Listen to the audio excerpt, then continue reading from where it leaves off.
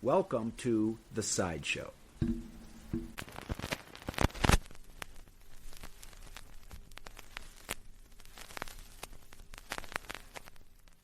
All right, welcome to another edition of The Sideshow.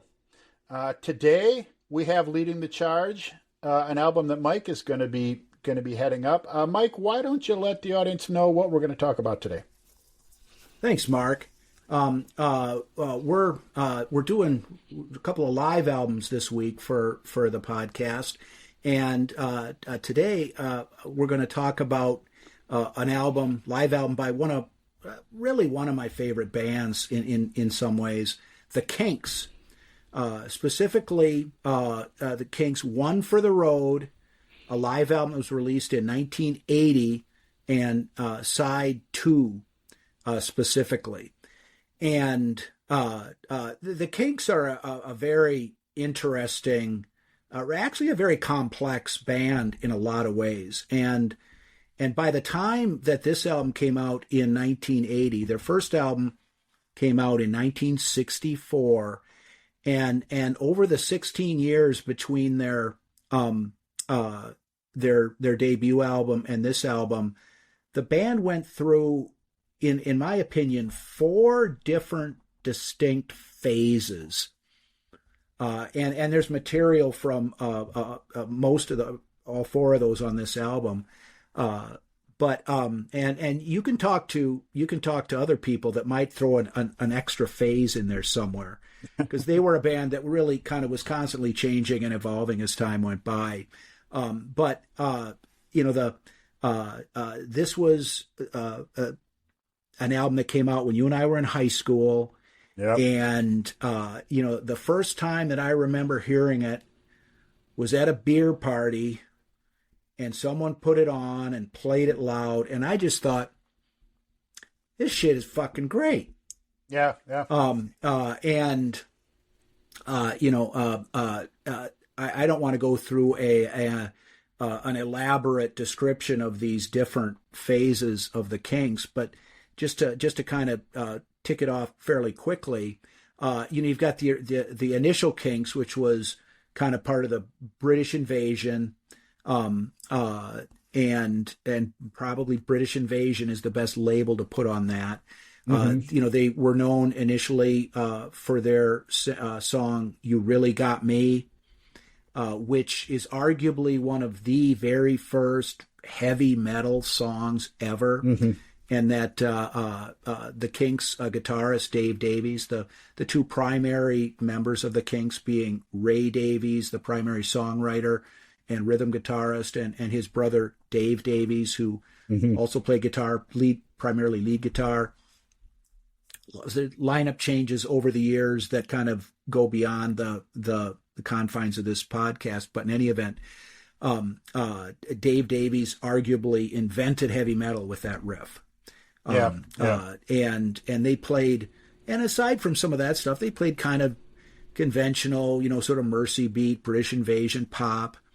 Did covers of Chuck Berry songs and whatnot, and as the later '60s started to loom, they started to get into a little bit more lyrically involved material. Some would argue that started with the album Face to Face, which I believe was 1966. One of the songs on that album was Sunny Afternoon.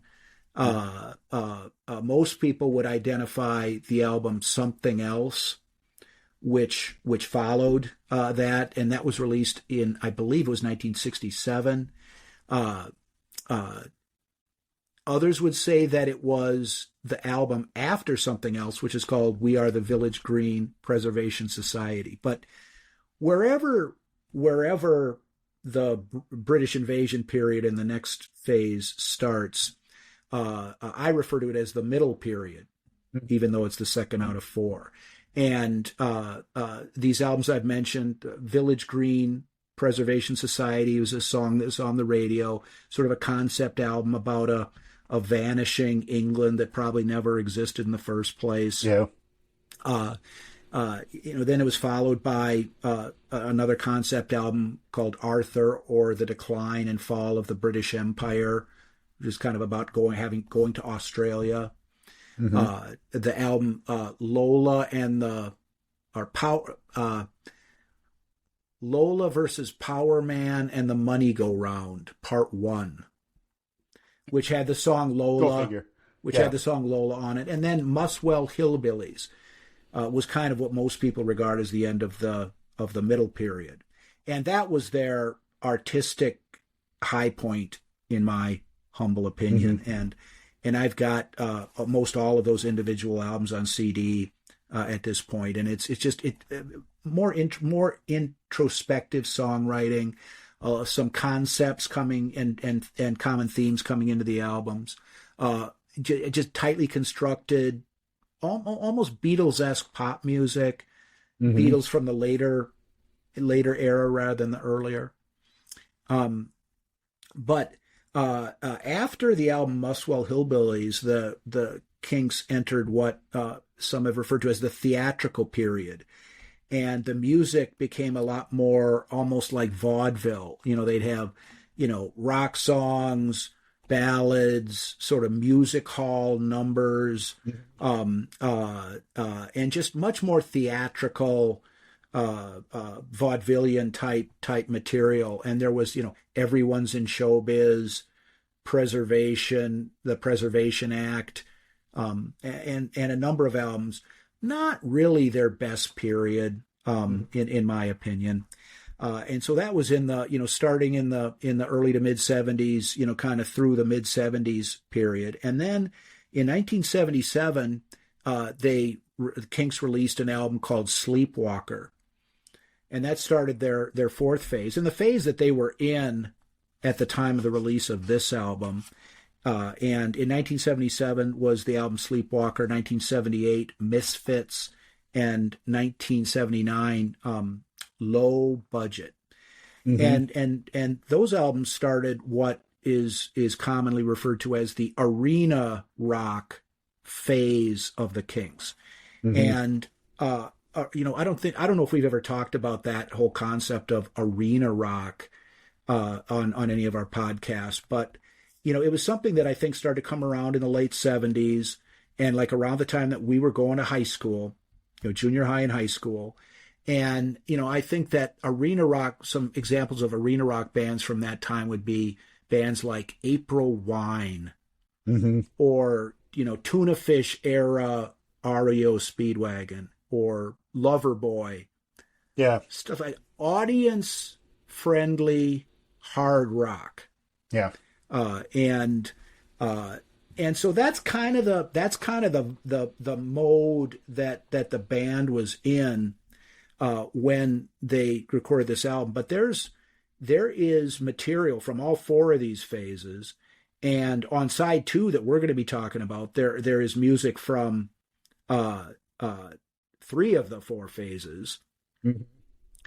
And so even though the way that the songs are presented is a little different than they were on the original albums as time went by over the course of their whole career, it's just a great packaging, in my opinion, of the Kinks music. And there's a lot of people that don't necessarily, this album is not going to make, any, the best rock live albums ever. And it's not necessarily going to be at the top of the list in a lot of Kinks fans, but that's their problem. I think that this is just an incredibly fun album, and just exactly the sort of album that you'd put on at a party where people want to just listen to some good rockin' tunes and have a good time. Oh, I'd agree, and I mean, some of that for us is timing. Because this was the music that was playing at the beer parties that we were going to. I mean, times that we look back at as just being a fucking blast, and this was the soundtrack to those times. And it's more than timing, though. The material itself and the Kinks. These guys were trailblazers. You talked about the first heavy metal song. I mean, these guys were. I saw some review that referred to them as the elder statesmen that blazed the way for punk rock and for heavy metal because of the music that they were playing. I mean, these guys have been covered by a lot of bands. I mean, Van Halen. We've had an episode on Van Halen's debut album, which is a fucking classic. And on side one of that album, they've got a cover of "You Really Got Me." It is the they were real trailblazers. They were very creative. They were doing things that other bands weren't doing. And you talk about the British invasion. They certainly were a part of the British invasion, but they're not spoke of in the same breath as like the Rolling Stones and the Who. And I really feel that is a crime, because I feel that they were doing more forward-looking things with music than either of those two bands were. Two great bands. I mean, this is nothing negative about them. The Rolling Stones were really based in blues, kind of anchoring a lot of their stuff to blues, doing different things with it. Don't get me wrong, but a lot of that anchor, and there was a lot of music on their albums that was just blues that we were coming out with. The Beatles, clearly a creative trailblazer, especially in their earlier music when this was happening. Very kind of pop, really consumable type music that they were coming at. A lot of covers that they were doing, in their earlier albums. I'm talking about these earlier years.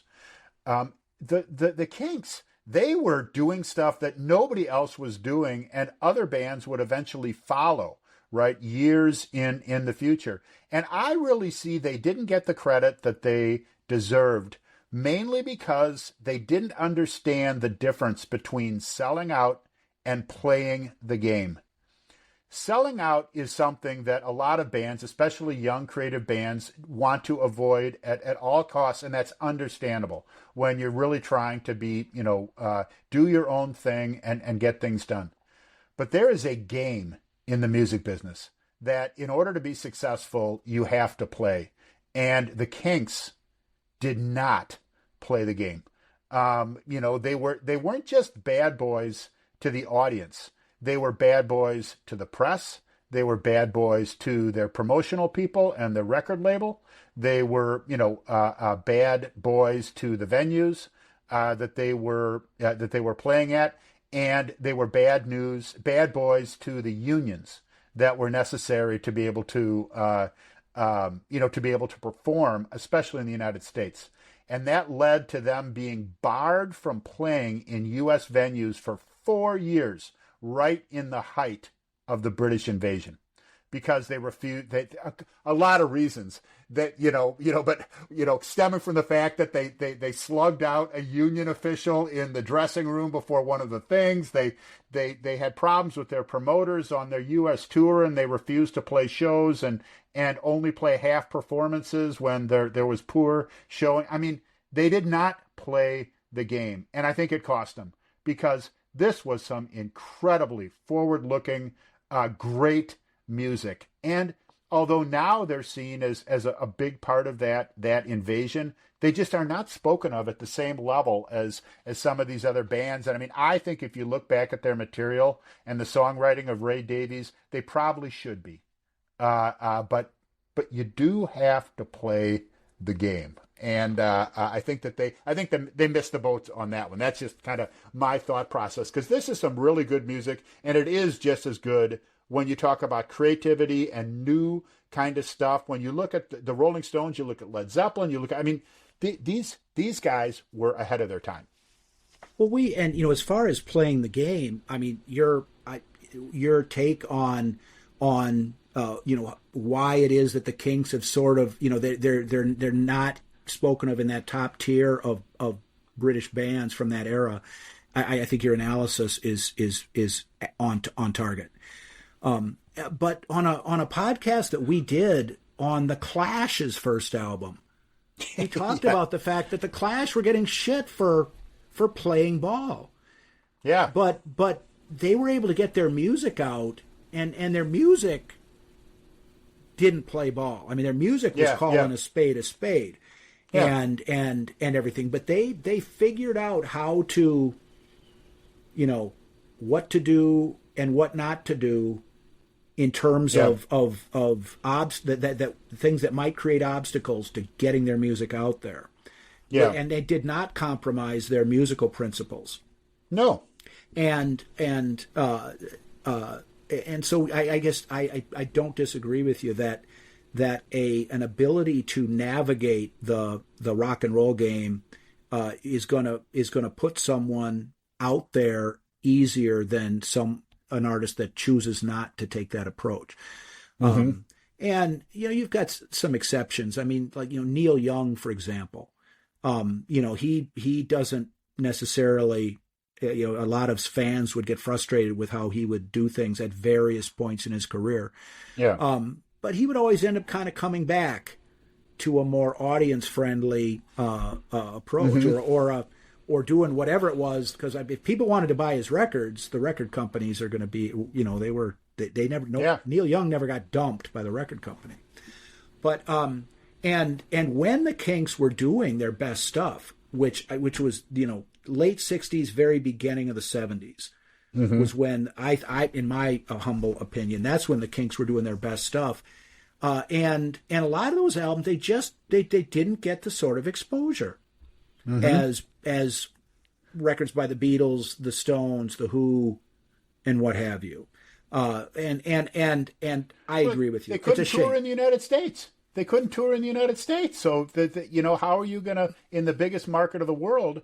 How are you going to... Because that's how promotion occurred back in those days, right? Yeah. You promoted your albums on tour. So anyway, sorry, I didn't mean to but I mean, I'm buying everything you're saying there. Yeah, but in some ways, it allows people to check out their music without any, without the sort of preconceptions or hype or attention, sometimes over attention that some music, or overexposure that some music gets. And for anyone who's interested in sort of the pop rock music of the late 60s as opposed to heavy music from the late 60s, albums like Something Else, Village Green Preservation Society, Arthur, and Lola versus Power Man, those albums are well worth your while. And we're really, and I agree with you that they are forward looking in what they were doing. I mean, there are songs off of Village Green Preservation Society that are just as good as any Beatles song, in my mm-hmm. opinion, in terms of their construction and performance as pop songs. But in any event, and retrospectively, I mean, the view of their music is very positive critically, and it's really, to me, it's just a shame. I mean, the Kinks sold 50 million albums, right? They sold 50 million records, but that's mainly because they had a huge catalog. I mean, they put out a lot of stuff, a few golds, no platinum albums, right? And this is for a band that is, again, looking back now, is seen as such just a very good band with incredible songwriting talent. I mean, Ray Davies, we talked about, Van Halen, but, the Pretenders covered some of the, in fact, we're going to hear a song today that was covered by the Pretenders and was a hit for them. And clearly an influence on a lot of bands going forward based on the type of music that they were playing. But they just never got the commercial traction, and at the time they didn't get the critical attraction either because they had a way of pissing everybody off. But didn't change the fact that it was awfully fun to listen to, when we were at a beer party down in at a neighbor's house or something like that to hear this stuff playing, because it's awfully good. Awfully good. I think it might have been at our house. Might have been at our house, but that's not not that we had any beer parties at our house, but yeah, of course not. But in any case, so I've already mentioned that that this album came during their so-called arena rock phase, and even though all of the performances on this album, and we're focusing on side 2 of this album, are kind of presented in that vein, they also are not unfaithful renderings of material from other phases. There's a couple of tracks from their early phase, and they're presented in sort of a newer, fresher context, but they aren't reworkings of the song. It's more a matter of sort of tone and effect than the actual arrangements of the songs. And by the late 70s, there were so many different pies that the Kinks had their fingers in, from sort of hard rocking British invasion to sort of more campier material to kind of jangle pop, or to stuff that was arena rock when it was created. Yeah. And then you've got sort of the punk rock, British new wave influence. And I mean, and Ray Davies, he kind of fit in well with that whole vibe and was able to, didn't have to write new songs necessarily to kind of be able to present their material in a way that would be palatable to members of the audience who were taken with that kind of thing. So you've got everything from just standard Midwestern yahoos who liked FM radio rock music in the late 70s to kind of people longing for the good old days of British invasion pop to, people that were looking at the artier stuff from their middle period, and then others. That you had this big stew of different types of music that was being presented in a very audience-friendly way. That like I say, you put this side on, or this album on in general, at a beer party, and people, it's gonna go over well.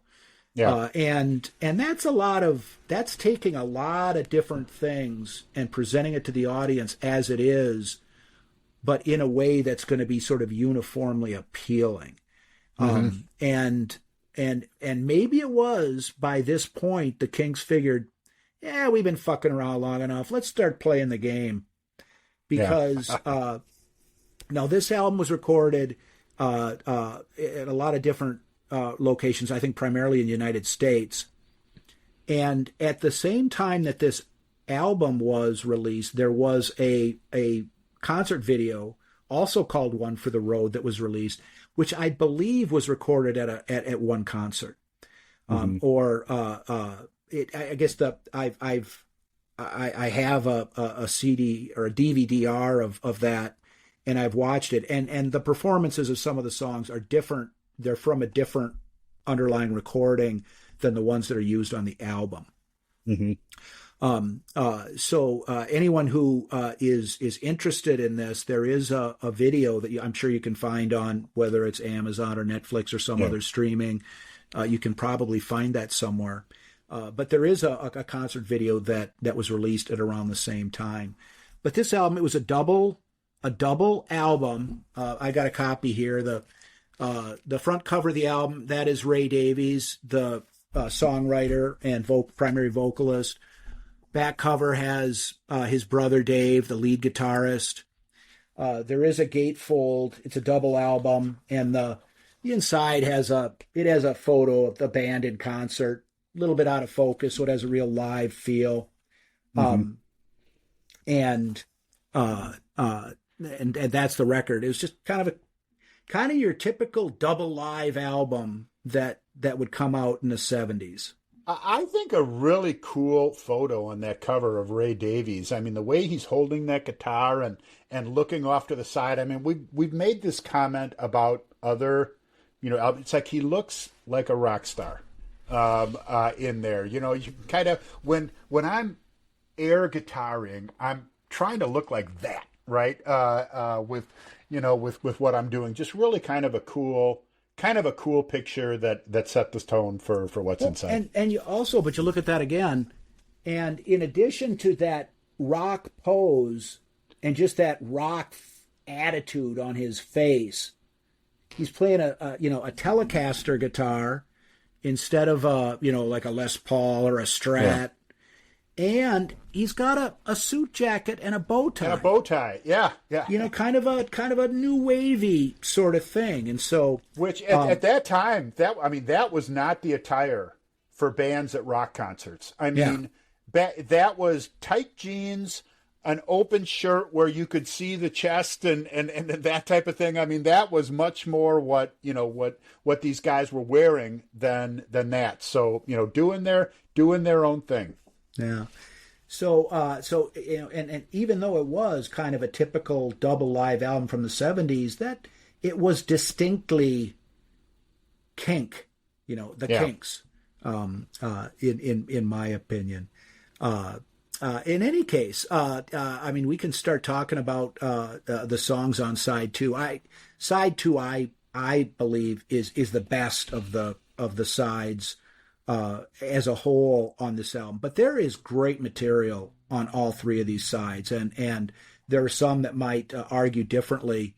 But side two starts out with a bang, and the first song on side two is "All Day and All of the Night," and this kind of illustrates, I think, what I was trying to articulate earlier about how they're presenting their material from a number of different eras in an arena rock context and doing it effectively. And I think that this track is a good illustration of that.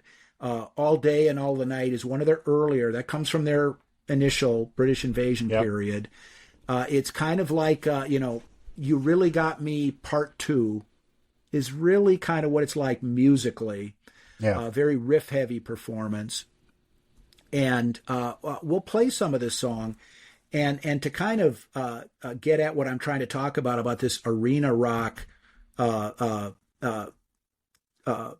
presentation here, I'm going to play 3 clips from this song. The first is the beginning, and basically the first verse of the song. The second clip will be the beginning of the guitar solo, and the third clip will be the end of the guitar solo, where there's some kind of audience participation type stuff, very short and to the point, that kind of puts all this together. And let's listen to those, and then we will continue on the other side. Rock bands will come, rock bands will go, but rock and roll's gonna go on forever. All day and all of the night.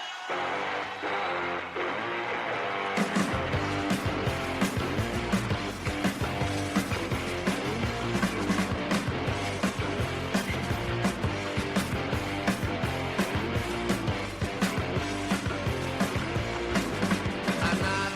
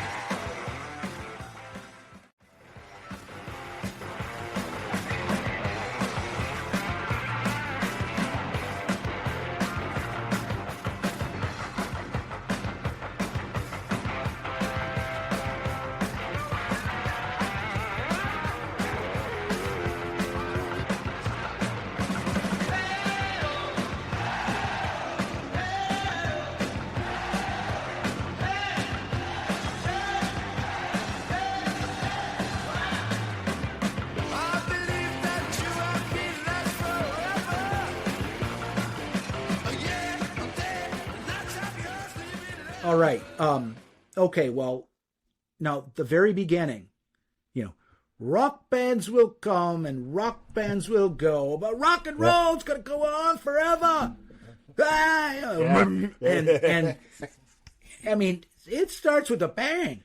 Yeah. And that is a faithful rendering of this song from going back to the original single that came out in 1964, 1965, whenever that was. And but it has a fresh, current rock sound. Yeah. And I mean, so I just I mean, this side and this song starts out with a bang. And also another thing that has always stuck out with me from this particular album, it's got nothing to do with the quality of the music, but there was a real trend in music for these British invasion bands. Everybody, they had a way of singing with an English accent, an American accent, not a British accent, right? They grew up listening to American blues singers, and when they'd sing with an American accent. And you can listen to a lot of bands that if you listen to them talk in an interview, you don't hear you hear the English accent, but when you listen to them singing, it sounds like it's someone with an American accent that's singing. This was some of the first music that I listened to where the accent, the British accent, comes through. Now you hear it right away when he's saying rock bands will come and rock bands. So that kind of gets you thinking that. But as you're listening to the music, you can hear that accent coming through. Now that became more common as we get more current, right? You listen to a band like Oasis, right? You can hear their accent in the music, and a lot of other bands as well. But I think from a packaging perspective and the way the music industry was, this was some of the first music that I remember really enjoying and listening to, where those accents came through in the music. So nothing to really do with the quality of the music, just something I remember from this, and you certainly hear it on this particular song. Well, and if you look at the picture of Dave Davies on the back of the record, yeah, he looks, and I don't know how well it came through the computer camera, but he looks. I can remember thinking that when I first saw this album and was just kind of checking it out and looking it over. It's like that guy looks like he's from England. Yeah. And you look at a band like when the Beatles, would come over and play on Ed Sullivan and whatnot. Yeah. They didn't necessarily look American as opposed to British, but they didn't strike you as, oh, those guys have got to be from England. Yeah. You look at the Stones, or Roger Daltrey from The Who. I mean, Roger Daltrey is the sort of guy that you could envision on a beach in California. Yeah. And not that there's anything wrong with that, but yeah. I mean, your point being, there was something very English about the Kinks. Yeah. That just gave that didn't get put through this music business filter for with an eye towards conquering America. Yeah.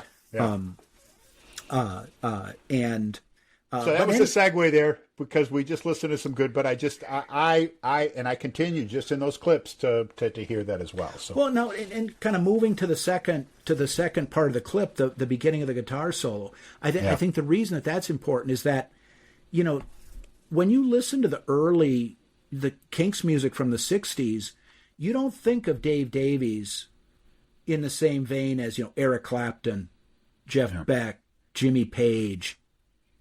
You didn't. I mean, despite the innovative power chords of "You Really Got Me" and whatnot. I mean, that's not the same feel. Yeah. That he played with at that time, at least as far as I'm concerned. But in this guitar solo here, I mean, he plays just excellent 70s era lead guitar. I mean, and when I think of, like 1970s, kind of big time lead guitar, I mean, one of the things I think of is Peter Frampton. Yeah. Just that clean. I mean, and Dave Davies plays a Les Paul. Just those clean, well played notes. Mm-hmm. Audience friendly. Not too much distortion. Doesn't Yeah. have that sort of aggressive Black Sabbath, Judas Priest kind of darkness to it. Just audience friendly hard rock. Yeah. And so Dave Davies, whatever he had done as a guitar player up to this point, showed himself to be an incredibly competent and talented lead guitarist who could play lead guitar in the style that was big in the late 70s when these concerts were recorded. Yeah. And then moving to the third part of the clip, where they get to the end of the solo, the guitarist, kind of slows down and the solo proper is done and kind of making a transition towards getting back into the song. And then Ray Davies, the vocalist, comes in with the way-oh. Yeah. And then the crowd is into it. They're fucking, hey, yeah, we're at because that's what was happening at the concerts in those days. A beer party. Yeah. That's what it was. And so he's able to, and he's got, the audience is with him. Yeah. And so this performance, in my opinion, does a nice job of illustrating how they were able to take music from an earlier era and without really repackaging it, presenting it in the contemporary context, and it was great. Yeah. So it not only that, but listening to it now, again, it's just this is good. This moves along. This captures the listener just like it did the people standing in the crowd when they were playing it. Right? It's your head's going to be moving when you're listening to this song. I've always liked guitar-oriented music, and when I was first listening to music, one of my main focuses was on hard rock music, but it didn't have to be hard as in scary, dark, aggressive. It could be sort of sweetly rock, whatever sort of label you want to put on it, but this is audience friendly. Yeah. So great opener in my opinion. To open the album. Now the next track is number 2 on the side is called 20th Century Man, and this is the opening track of an album called Muswell Hillbillies, which is generally regarded as the last album from what I call the middle period. Mm-hmm. And there's a little, this is going to be a little faster version than the original studio recording, but otherwise sticks the song is relatively faithfully rendered. And it starts out with some acoustic guitar, but it is a good old arena rock song. Mm-hmm. And it's really he's complaining about how technology and the machinery of life was smothering and overwhelming, and this is 1971. Yeah. Is what this song is about. Yeah. And it's like, Ray, you ain't seen nothing yet, in terms of but why don't we listen to a little bit of the beginning of this song so that listeners can kind of get a feel for things. And this is just the beginning of the song, and we'll talk some more on the other side. 20th Century Man.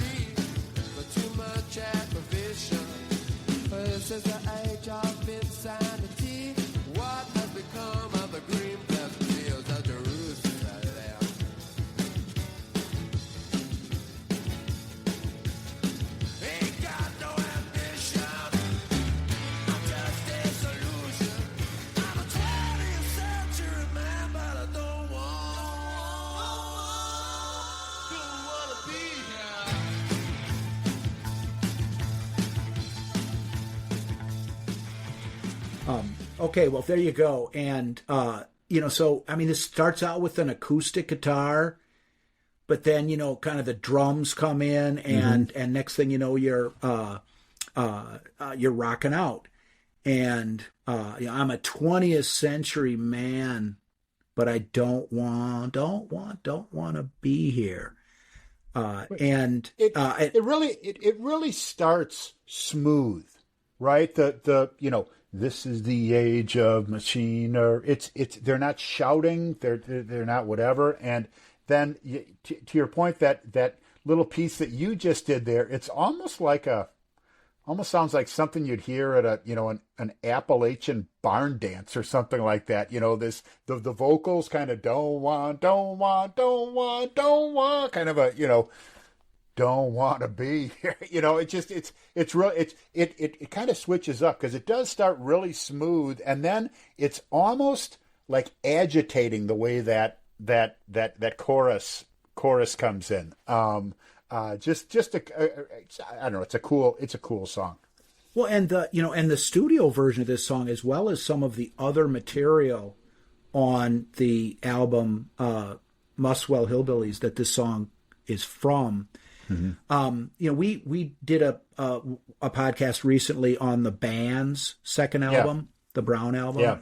Yeah. And I think that there is some influence of that sort of, kind of let sort of a more rural feel to some of the material.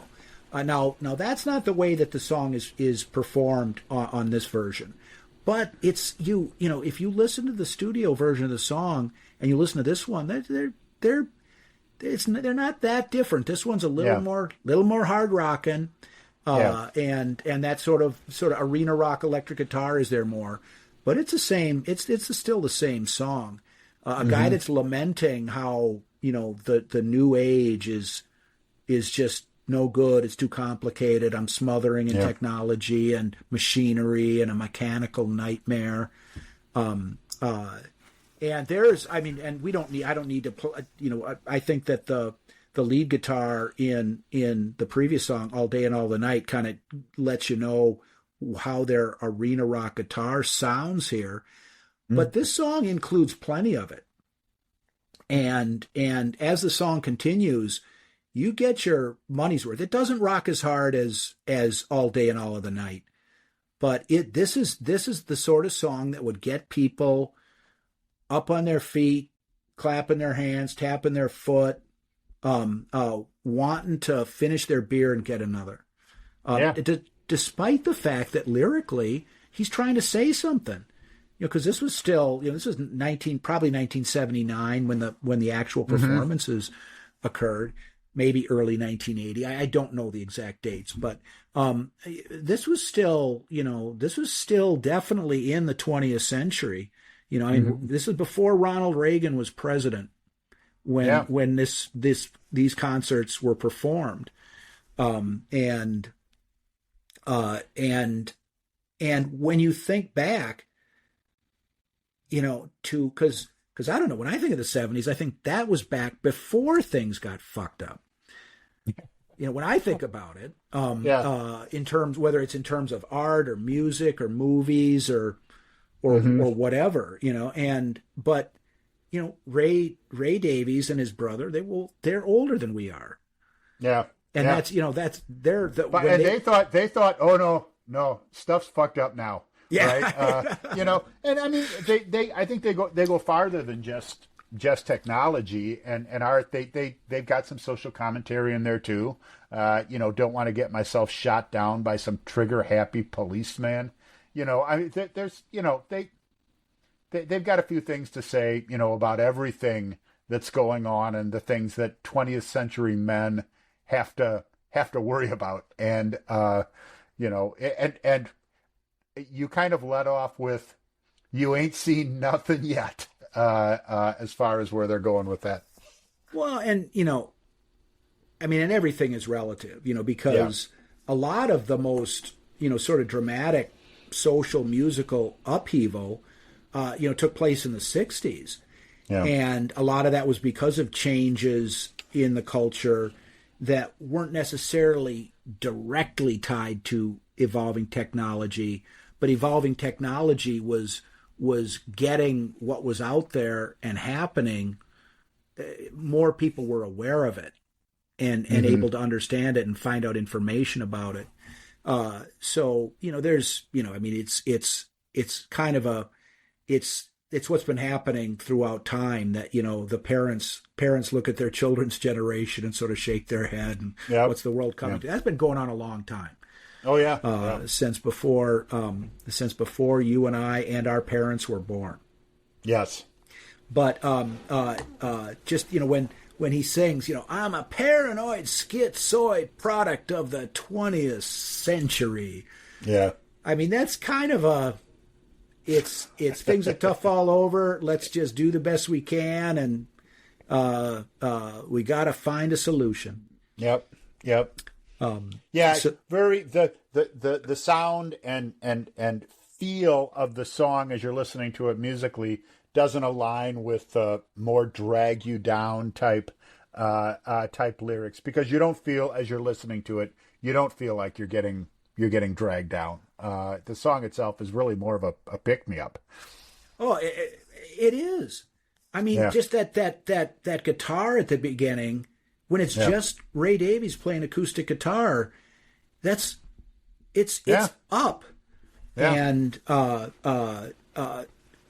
fits in well with. I mean, kind of like new wave, post punk, punk rock, up, high energy. Just let's play this a little faster than on the studio version. Maybe add a little more electric guitar. That's all he did, and it is. It's a pick me up. I mean, that's a good term. There's nothing.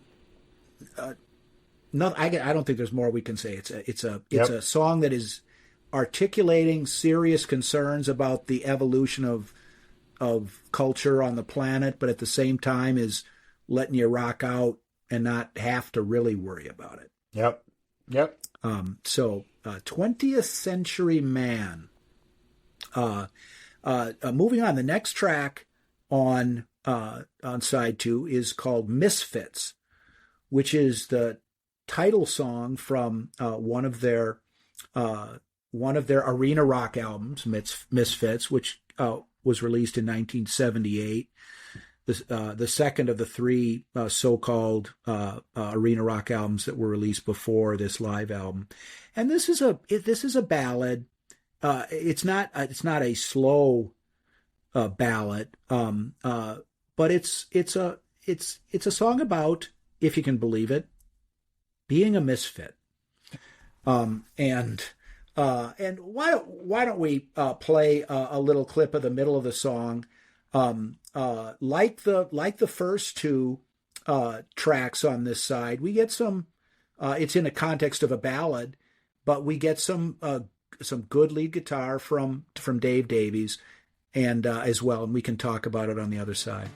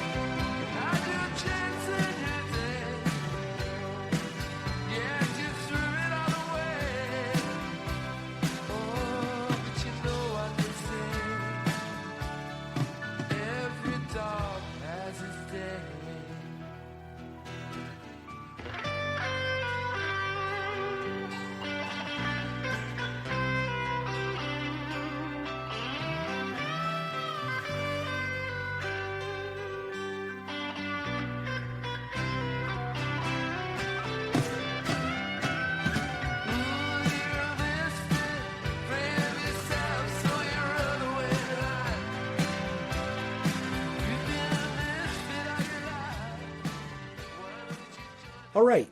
So there, what you heard is basically the chorus of the song, and followed by a guitar solo by Dave Davies, and and I think this song is rendered, I don't know if I've actually heard because I haven't listened to Misfits in a long time, and I can't even remember the last time I listened to the studio version of this, but it was decades ago. Mm-hmm. And so I can't comment on how faithful the rendering is, but just very straightforward, accessible, radio-friendly music performed at a concert. And they pulled a couple of the verses out from I think just to shorten it up, time or whatever. The interesting thing is, I mean, the song is about I picture this as a person talking to themselves, right? Almost like I'm a misfit, and these are the different things that are happening. It's interesting that the verses that they took out, I don't know if it was an intentional or not. I think it was more just a time thing. But the verses that they took out was basically saying, "Hey, everybody's a misfit." There's a verse that look at all the losers and the mad-eyed gazers. Look at all the loonies and the sad-eyed failures. Bottom line is there's misfits are everywhere. So it's kind of, yeah, you're a misfit, but so's everybody else. Which is, to me, is a little bit more of a kind of, hey, we're trying to be a little positive here. Sure, you're a misfit, but everybody is, right? But for whatever reason, they kind of pulled a couple lyrics out, so it's really more focused on the things that why you're a misfit or what you may be doing about it. But I've always heard this song as someone talking to themselves, saying, "Look, you're a misfit. You don't fit in. You go a different path." These types of things. But kind more of a gentler song than what we've been hearing leading up to this point. Well, and and I don't disagree with you. I think that the point is really what you said. So you're a misfit. Well, guess what? So is everybody else. Join the club. Join the club. And now, there's various ways, the chorus, you're a misfit, you're afraid of yourself, so you run away and hide. You've been a misfit all your life. Why don't you join the crowd and come inside?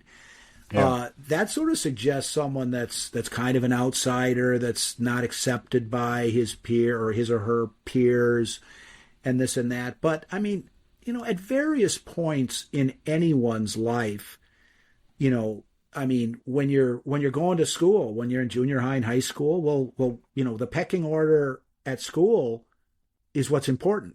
Yeah. When you graduate from high school and you get a job, well, just kind of your focus or where you want to be accepted is kind of changes. And mm-hmm. if you go to college, college is more like high school than just going right into a job of some kind is, but college is different than high school. Yeah. Just like high school is different than junior high, et cetera, Yeah. And so, as the chorus continues, you wander around this town like you've lost your way. You had your chance in your day, but yet you threw it all away. But you know what they say, every dog has his day. Now, I think that the song is suggesting that, when every dog has his day could be, just wait, you're going to get your chance to, yeah. Well, you've already had your chance.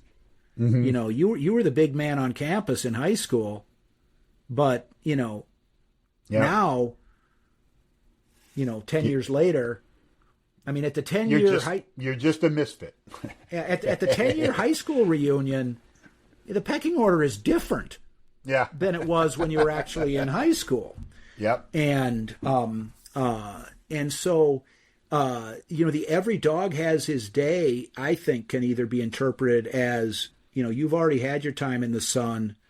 Now you know what it's like to be the rest of us. To, don't worry, your time will come. It hasn't come around yet, but just keep on keeping on, and mm-hmm. and it will, and you'll break out of it. It's a song that sort of celebrates the oddball while sort of extending a little hope. Yep. Yep. And kind of like it's okay. A lot of misfits out there, and they all get a shot. So that and the way that they sing that, it's almost like they want it to be a separate thought that, hey, every dog has his day. That's they kind of end each of the things. They kind of extend it. They slow it down a little just for those words. So they're certainly trying to make that as a point, right? Every dog has its day. You can kind of hear it, and then they tend to break and that type of thing. So I enjoy the song. I think it's a good tune. Again, little not as hard as we started the side with. Well, but kind of consistent with the sort of the opening salvo of this is a great album side to play at a beer party. It's got enough rhythm. It is a ballad, but it's got enough. Yeah. It's got enough of a rhythm to it that it's not putting anybody to sleep. Oh, it's exactly. It's sort of giving you a chance to catch your breath after a couple of more rocking. Well, I mean, when I say we've calmed down a little bit from all day and all of the night, I mean, we've got a long way to go before we get to sleepy, True. Well, in any case, to kind of get back to the high energy, track number 4, and this is kind of an interesting song in a number of ways, is called Prince of the Punks. And this song actually has kind of a punk rock, maybe new wave would be the better label, energy to it. And there's kind of an interesting backstory to this song. There's an English artist from the 70s named Tom Robinson, and I've never purchased any of his albums or anything. I've heard of him and was familiar with him. He had a band called the Tom Robinson Band, and in the 70s there was a song called 2468 Motorway that came out in the late 70s, and then there was another song called Glad to Be Gay that Tom Robinson came out with in the later 70s, which is self-explanatory. Yeah.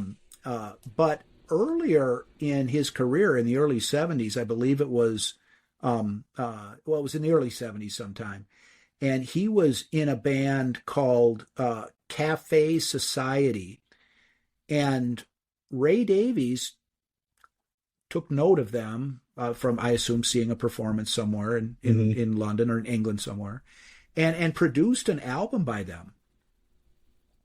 And for whatever reason, I don't know all the details of the story, so I don't want to talk out of school.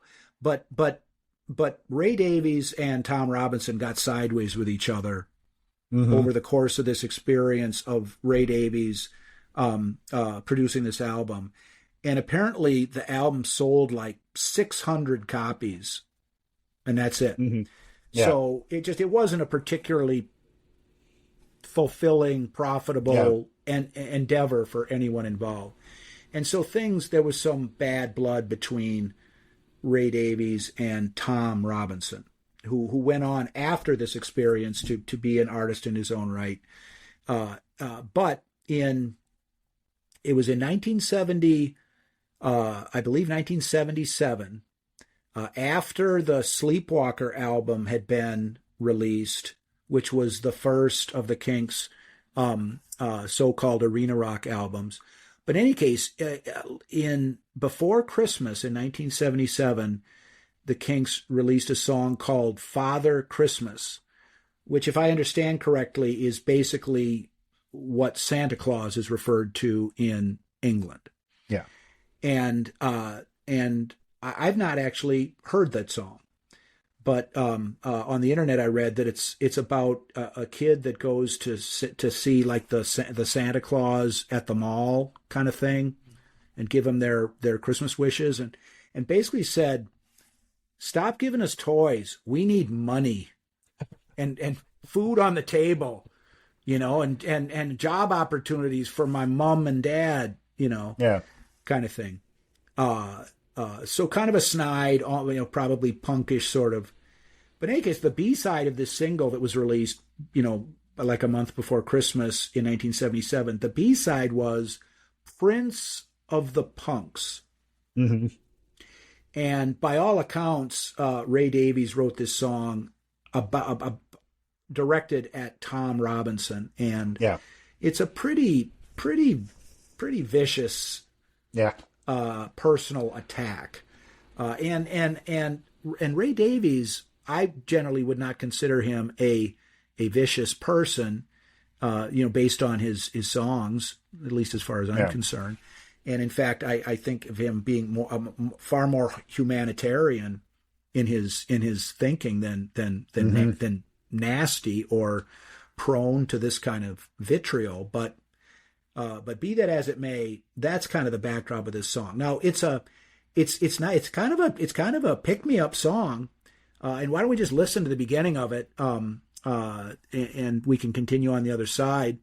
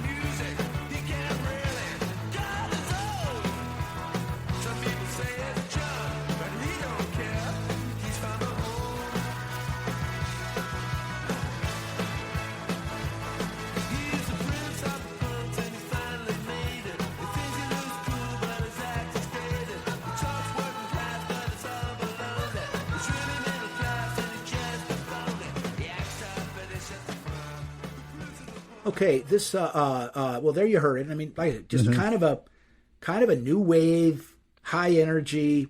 You could dance the pogo to this song, perhaps. But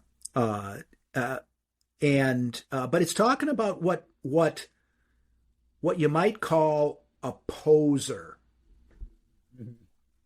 Someone who was all flash and style. But there was no substance underneath it, and no real allegiance to any kind of ethos. Just sort of, how can I package myself so that it'll go over in a way that people will accept and like? I'm not really in a position to render an opinion as to whether or not Tom Robinson merited such criticism. But it's clear that the singer does not have a lot of respect for the person he's singing about. Yeah. Oh, yeah. Well, I mean, he tried to be gay, but it didn't pay. I mean, this guy seems to be following the crowd as opposed to being who he generally is. Plus, there's some hits at like his musical talent, as you go through there about, not just that he didn't like this or whatever, but he failed at funk, so he became a punk. Some very digging type things. I will, just looking at the title of this song, Prince of the Punks, I was expecting a punk type song, those first couple chords of guitar, it starts out and it's got this punk kind of feel. I have a hard time explaining it though. It very quickly, there's an element that gets added. There's some rhythm that gets added that really feels a lot more kind of 70s pop. I guess that comes in. The guitar is still there, and that type. It's not that they change that. There's something that just gets layered in. I can't even really put my finger on it in listening to the song. I'm not saying that it's bad because the song works, right? Musically, the song works, and it is. Listening to the lyrics, it's like, no love lost here. But it's just got It moves along, and certainly more up in that up tempo, get our foot tapping type direction that they're going in. A really great song, and if you do study the lyrics, the more you're saying to yourself, "Oh, you don't like this guy." Well, and I think that it's a more of a new wave song. Yeah, not a punk song. Oh, I'd agree, but it's that whole, just that hearing punk in the title, and then right away the first things are these fast-moving guitar chords. That's just the direction that my mind said. I would agree with you, and especially as you get into the song, that's absolutely it. I'm just coming at it, just looking at the title and the first the first fields. That's just what I was thinking. And the the Prince of the Punks. But the song isn't attacking punk rock. It's attacking this guy, who the performer, that the musician that the singer is talking about, and this is also kind of the late 70s was a different era in terms of what you could talk about, because he's much too old for 28, but he thinks he's 17. He thinks he's a stud, but he looks more like a queen. Mm-hmm. Now, when I first heard this song, which was back in 1980, I thought that was kind of like this guy's gay. Yeah. And earlier in the song, and I don't think there's any, the Tom Robinson, as far as I'm aware, there's no real debate. He's gay. He was a gay man, and that wasn't necessarily as accepted in the 70s as it became, decades later. But when there's the reference to gay, he tried to be gay, but it didn't pay.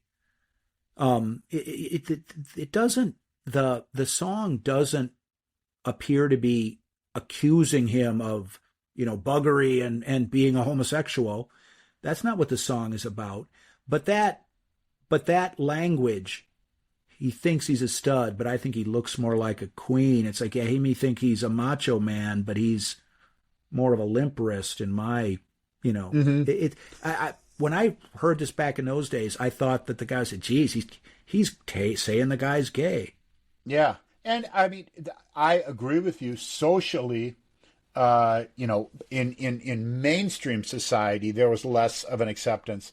I think in the music community, these guys, were much more attuned to the fact that there was people in their industry around them and that type of thing that were gay, and they worked with them and they performed with them and that type of thing. I look, he tried to be gay, but it didn't pay, so he went on to be something else. It was almost like they lost respect for him because he didn't stay, more gay and that type of thing. I believe that within the industry, especially when you look at like the London music scene in the 60s and 70s, but some of those people were gay, and it was known within the community, not necessarily. But I'd also agree with you, publicly much less accepted. Either way, the way that he phrases these lines, though, it doesn't matter whether you think it's a pro or a con or a hit or not. He makes sure it's said in a way that is a knock on this guy, right? Well written lyrically, if that's what you're trying to do. He succeeded. Apparently he was trying to do that, and he succeeded. But I mean, and so I would say that it is. It is not the strongest track on the side, but it's a high energy song that kind of fits in musically with the side, and with that upbeat toe tap and beer party sort of energy, and even though it is basically a very personal dig at a real person, apparently. When you listen to the song, it doesn't come across as negative. Yeah. I mean, it's not. It's presented in a way that whatever the lyrical message is, you can have fun listening to the song. And because there isn't a sneer or a harsh tone to the singing. Yeah. The sound of the song is more fun than negative. Yeah, I was just going to say it's regardless of what he's trying to say, it's a fun song to listen to. And let's face it, when you're at the beer party, you're not as focused on the lyrics as you are if you're just sitting quietly by yourself listening to some music. Or or like you're listening in the car, whatever it might be. So, in any event, not the strongest track on the side, but an interesting track, and certainly a toe tapper along with most of the others. The last song on the side is "Stop Your Sobbing," which is one of their. I think it's one of their hits. It comes from their very first album called Kinks, which was released, I believe, in 1964. Same album that had "You Really Got Me" on it. So this, we've had songs from. There's another song from their British invasion period. The Misfits was from, and Misfits and Prince of the Punks from their arena rock phase. 20th Century Man from their middle period, and "Stop Your Sobbing" is a song that many people have heard. This song was covered by Chrissie Hynde and the Pretenders on the first Pretenders album. And a lot of people, including myself, would take the position that the Pretenders version is the superior version of this song. But this is just a straight pop song. It's the only song on the side that doesn't have a Dave Davies guitar solo in it. But it is just straight up 60s, even early 60s pop. I mean, it's even a little treacly, you might say, but also very unique and kind of fits in with that. These were just the way they sing. The Kinks were a very British, very English band in the way that they presented their thing. Why don't we play a little bit of the beginning of this song? You don't need much to kind of get the idea here, and then we can continue after.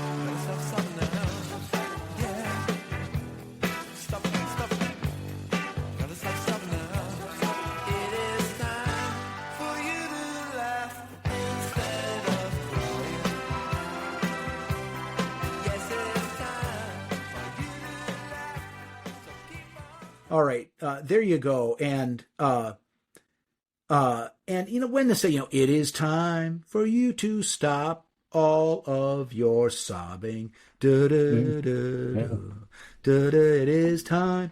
You know, a little schmaltzy, little, but it's another one of the tracks on this side that do a very good job of presenting a song from an earlier era without changing it really, but just presenting it in a way that fits in with the contemporary style that they're using for their performances. Yeah, I'd agree. I'd also agree with you that the Pretenders version, it plays better, not necessarily because it's musically superior, but I have a better vision of this Chrissy Hynde, this rock and roll girl that's looking at her boyfriend saying, "Look, if you're gonna hang with me, I don't want no crybabies," right? As opposed to Ray Davies looking at his girlfriend saying, "Stop the fucking crying." I mean, I look at Ray and say, dude, a little sensitivity might come in handy here, right? Whereas Chrissy Hynde, hey, I'm a rock and roll girl. I don't want to, it's one of these kind of themes where a woman singing it just plays differently than a man singing it. We've had in previous episodes, songs where it's like, yeah, if a man covered this, it wouldn't go right. This is almost like you've got this Pretenders song, and it's just kind of, yeah, if a man covered this, it wouldn't go as well. But then it's like, wait a second, this is a cover of a man singing the song. It's like, this is a very confusing situation here. But they're really, the songs are pretty similar. I mean, what Chrissy Hynde does, she doesn't do a lot of change up to the song, and even the rhythm and that kind of thing is fairly similar. It's just you've got a male singing one and you've got a female singing the other. That comes to pass. Basically the same song. It kind of talking about all this crying, but it moves along, and I think that it ends up being kind of a not a hard and heavy, but an upbeat way of ending the side. Well, and one I think when you talk about the difference between a male singer performing this song versus a female singer performing this song, I mean, those are all good points. But one thing that I think is true of the Kinks rendition of this song with Ray Davies singing is that it doesn't, the way that it is performed, it doesn't make you think that the singer is saying, "Knock off the crying or else." And even though the lyrics do not acknowledge that it's probably something that the singer did that has caused her to cry. Yeah. Okay, but the way that it's performed, you don't get the feel that the singer is the bad guy. That you get the thought that the singer wants who he's singing to be happy. It's time for you to laugh instead of crying. And so because maybe she's crying about something that he didn't cause. Yeah. And he's just, and this is someone, look, I want you to be happy. Yeah. And if we're going to be together, we're not going to be down in the mouth all the time. We're going to be enjoying life. Yeah. We're going to be enjoying each other. We're going to be enjoying the things we do. And if there's things that make you want to cry, we're going to do something else. Mm-hmm. And so I think I think the way that the song is performed leaves that open. And I don't think it's I think that, and maybe it's just that sort of peculiar Englishness of the Kinks and Ray Davies' just sort of unique way of presenting himself as a rock frontman that allows him to get away with that, because I think he does get away with it. And it's and I mentioned, this song came on the same album as You Really Got Me, which is just sort of one of the most kind of aggressive, arguably the first heavy metal song ever. Yeah. And, Girl, I Want to Be With You. The same kind of early rock like All Day and All the Night. You Really Got Me. And then this. I mean, so there's a lot of breadth in the spectrum of different types of songs that the Kinks performed. And this is sort of at probably the sappier end of that spectrum. Yeah. But I think performed it catches you. I mean, that Gotta Stop Sobbing Now, Stop. That's something that sticks with you. I mean, I remember, because when I heard the Pretenders version, I definitely remembered hearing the Kinks version first. Yeah. I don't remember hearing the Kinks. When I first heard "You Really Got Me" by Van Halen, I don't remember I didn't think of the Kinks version. But but I mean, the interesting thing is, though, I mean, the Van Halen cover was before we were listening to this album. So we talked about the fact that, I mean, this album kind of brought us, even though this was incredibly popular and the Kinks were big and that type of thing, but I mean, we were in diapers when these guys were making this early music. But we heard the Van Halen version before we heard this music. And this music was, for me anyway, I'll speak for me, this introduced me to get to want to listen to some more Kinks music. It was this album, this live album, whether it be at the beer parties or up in our bedroom or whatever. Listening to this introduced me to the Kinks. And quite frankly, I mean, after that, I'd be listening to the studio versions and I'd be comparing it, whether I liked it more or less than the live version, because what I'd become accustomed to listening to was the live version. And you kind of miss, a little bit of, Ray's interaction with the crowd that occurred in a couple of spots and that type of thing when you were listening to it made the studio albums feel a little emptier. But I mean, I agree with you, but I think I heard this version of Stop Your Sobbing before I heard the Pretenders, right? Listen to them. And there are two things that you said that I think are both accurate. Number one is that I had not knowingly listened to the Kinks version of "You Really Got Me" before listening to Van Halen. And second, it was the same thing with me. It was, I mean, I may have known about and listened to the song "You Really Got Me" before I listened to this album, but I did not own any Kinks albums when I was first, exposed to this album. Yeah. And so this was the starting point for my exploration of the Kinks, which came afterwards. And, I guess that's probably a good way to kind of, start to wrap up, our discussion here, is that for anyone who's not familiar with the Kinks, and they know of them only for things like, oh yeah, they did the original version of Van Halen's "You Really Got Me" and whatnot, whatever. Or they're the ones that did the original version of the Pretenders version of "Stop Your Sobbing." Check out this live album, and because if you like this, you'll like the Kinks, and because they do a good job of taking their material from multiple different eras and packaging it such that while being faithful to the original songs, make them that much more accessible.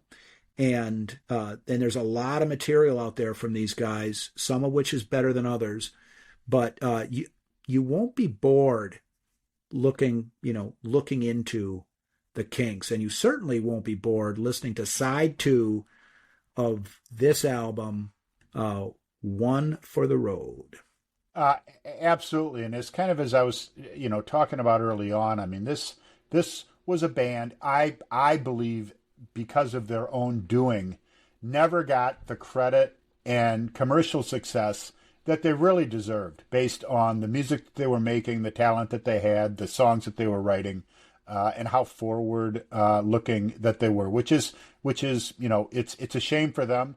But you pointed out the fact, accurately, I believe, that creates an opportunity for listeners now that may not have heard this stuff, left and right on the radio and potentially early played, and can be introduced to it now. And it's certainly worth it. This is a great starting point. It's a great album, a great side of music, as are the other sides on the album. I'd agree. I think this would be the best of the four, but the others are good as well. And a great conversation to boot. Definitely. All right. Well, Mark, we will talk to you next time.